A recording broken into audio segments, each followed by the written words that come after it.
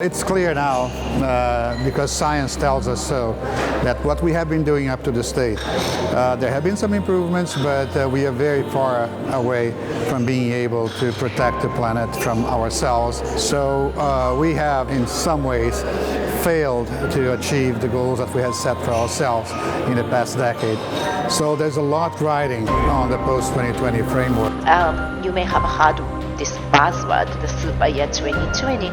It's basically that the next year there are quite a number of important environmental the agreement needs to take place.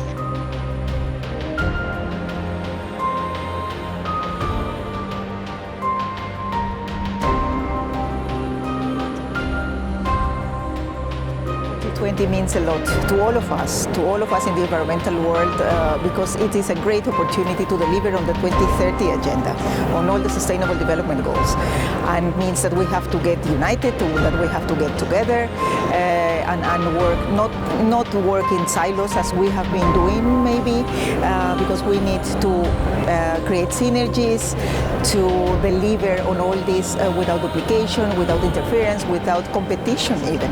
So what does post-2020 actually mean to me? I think it is more the political will, the results-oriented action which will be taken by everybody. 2020 is really important because it's an opportunity to bring the whole biodiversity agenda in particular, which our work links into the spotlight, and to start thinking about what's the ambition for the next 10 years.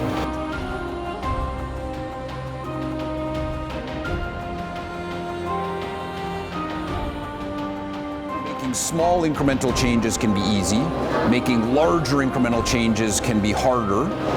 But sometimes making completely transformative change, so not creeping your way up to it, but jumping right to the end, is sometimes easier than going in small steps. 2020 to 2030 is the last real chance we have to bend the curve and to really prevent certain trajectories from being locked in with disastrous consequences for sustainable development, for people, and for vulnerable countries everywhere.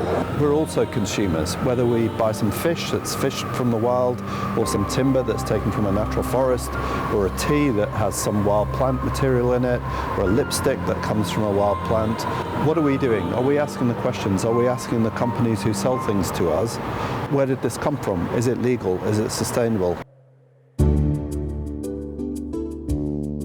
Also would like to bring into the scene indigenous communities and civil society, because their role also is super important in the attainment of our objectives. We would like to see more definition of the role of NGOs and resources coming to civil societies because of the new challenges, the drivers of the impact on nature. My message to governments and to all key players is to use a human rights-based approach to make sure that they recognize these communities, indigenous communities, local communities, whatever way you may use to call them.